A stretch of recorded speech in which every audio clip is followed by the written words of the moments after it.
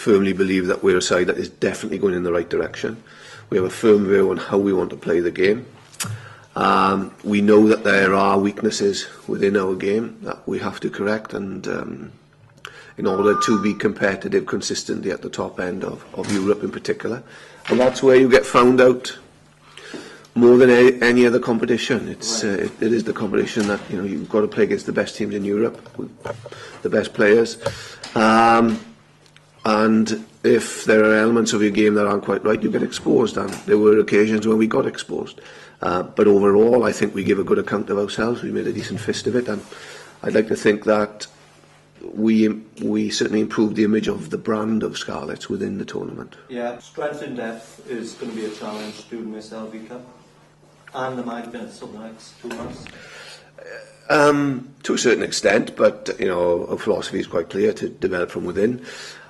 You will definitely see the next generation of Scarlets in these next couple of games. There'll be a couple of 17-year-olds involved, which is exciting for them. We don't want to put any pressure on them, and I'm not going to name names because I think that's the wrong thing to do. But we do have another group of players coming through, and if you look at your Rhys Priestons, your John Davies, your Josh Turnbull, your McCuskers, 2 or 3 years ago they were in exactly the same position as these youngsters now. Yeah, I was looking at your stats. Your attacking game this season has been superb. What about your recruitment, Nigel, for next season? Have you turned your thoughts to it yet?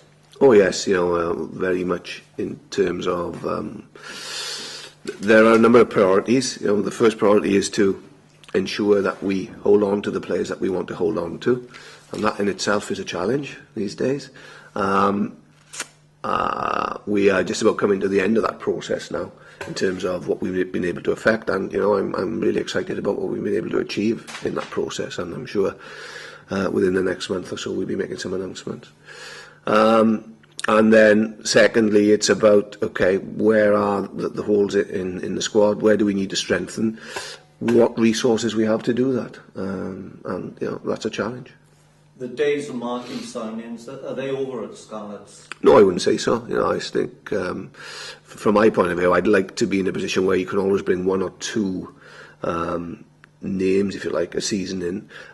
But we have to look at the balance of the rest of the squad, how much it's actually taken to secure the guys that we had to secure. And that was the priority this year. There's a lot of guys out of contract, a lot of people who have developed very quickly within our system, and as a result, put pressure on the re-signings, but we prioritise what we had to do, and as I say, I'm very, very happy in what we've been able to achieve so far. So this week, is Rhys Thomas back, and other injuries? Yeah, Rhys Thomas will be back. Yeah, he'll be back. That must be good news. It's great, I think it's been unprecedented, the amount of injuries that we've had in the tight. On the tight end. It's well documented. I don't want to go over that ground, but it is unprecedented, and it's good to have some of them coming back. Yeah. Rhys Thomas, is he still in with a shout of making a World Cup, or is it too late for him? I wouldn't say it's too late for anybody right now. There's obviously the Six Nations, and that's a step too far for him, but the guys who've got the Welsh shirts have got to perform and step up. What Rhys has got to do is do exactly the same at regional level for the next couple of months and see where that takes him. And what about the lad Gardiner? He was injured, wasn't he? Yeah, he's having a scan today, so we'll find out a little bit more about him. But we're delighted with Simon. He's come from nowhere really. He was a development player that we chanced our arm with.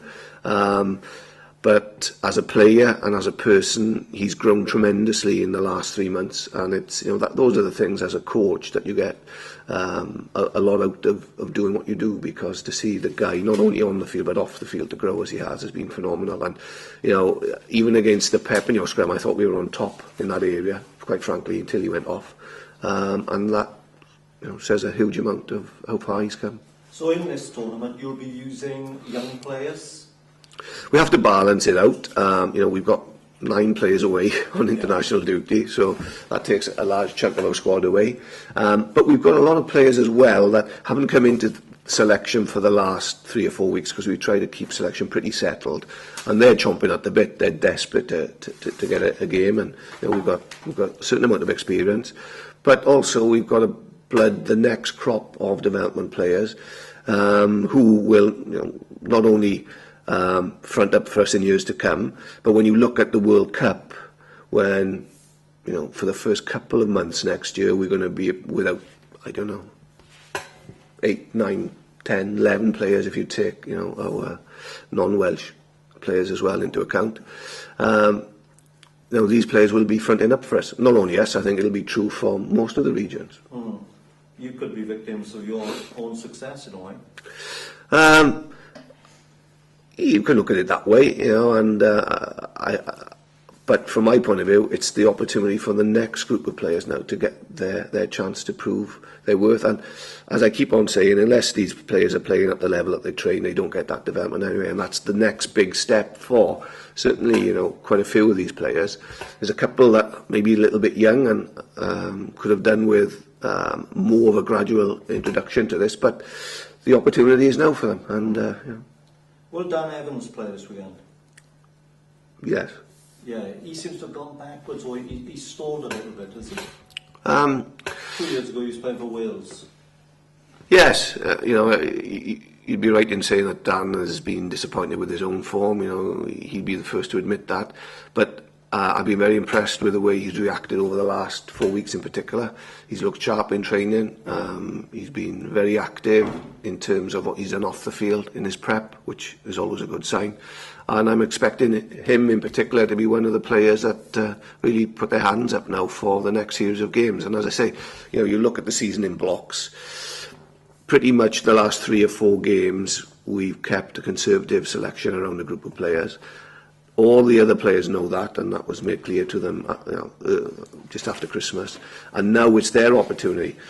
The other thing I'd like to think is we've been fairly consistent in terms of the shirt has been handed over to the players who have been performing the best, and that's been part of why we've been able to perform to the reasonable levels that we have this season, because everybody knows that when they've got the shirt they need to hold on to it, and when they get the opportunity they're going to make sure that they put their hand up. Well, what about Saracens? How do you rate them?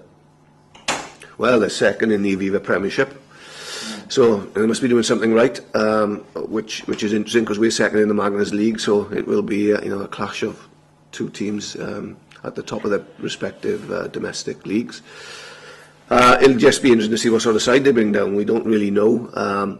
Gavin's not playing, is he? I don't think. Well, I don't know. We're not sure. Injured, isn't he? Is he? I think so. What you heard that he might play? Well, he had a calf strain. Regan's had a calf strain, and he's pretty close to coming back now. And he actually tore a muscle rather than a strain. So you just never know.